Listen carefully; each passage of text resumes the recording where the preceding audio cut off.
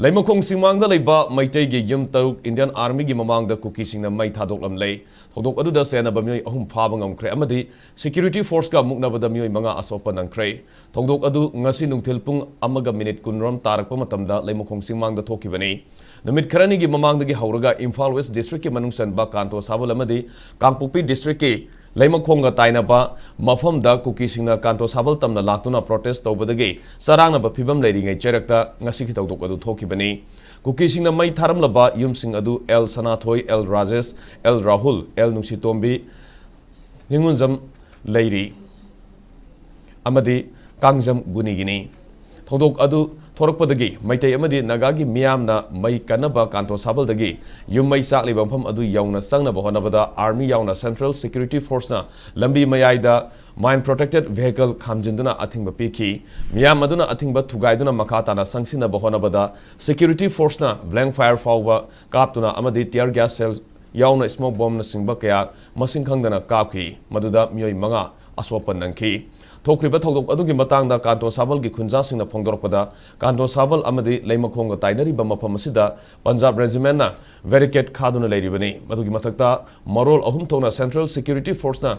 Kananasu Sanghandana, Ngakli Mapamasu Oribani, Adubungasi Kuki Singna protesta we Habigi Pau Amaditaki, Maduda Lemokong the Tariba, Meitei Yum Singdagi, Maiku Karakpa, Meitei Amadi Nagagi Kunjasing na Unaki, Mapamaduda, Matautoriba Central Security Force that Thadok Adugi Matanga Hanglubada, Kuki Singna protest over tire Mai Tabani Hinakumlaki, Adubu Maiku Kariba Mong Adu Singna Padagi, Nampu the Yanglubada, Meitei Yum Taruk Tangwe Olaga Lerambani, Maduda, Yum Mai Tarambakuki, Amata Central Security Force na, Kudakta Pabapun Batarum Kide, Yum Singadu Maisa Labasu, Thadok Adu, Central Force na Losinduna Tambadagi, Fire Brigade ki Kambusu, Tena Pau Fangana, Yum Singadu Kanmungam Kidabani, Amoram da Lemokong Maikaida Kuki Gimio Kara.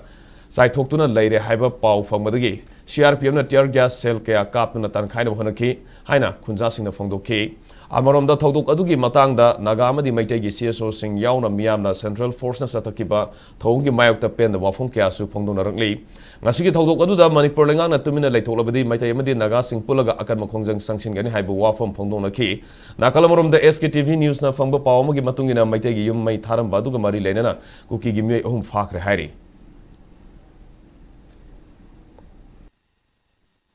Kanto Sabanda,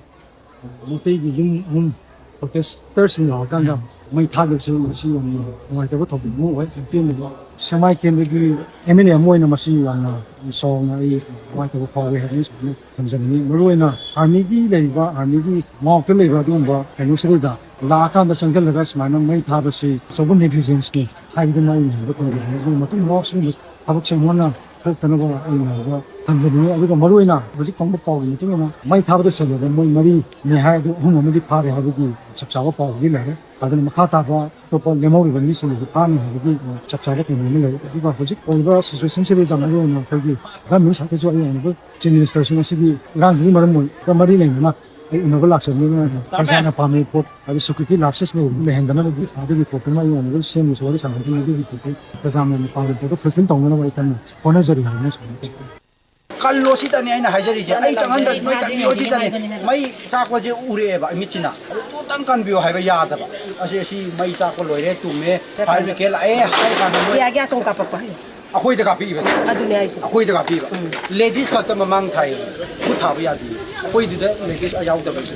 jiya sin president ko gi de sum yaw chale ba ai na pien ju pi ta ai imang da ai kan ja gi ha ba je mo tha de ba moi jo oi na phara ga thamma ga ko gi loi re hai ra kan da tha du e ba adu kari nu gyan men ta de ba khang de kari hai du no pien da kai thal le ba moi lei kari ko ma ta du lang thong di 2023 May 3 the land home February 3 the home mane tha hum cha cha da pha da land chil kan de da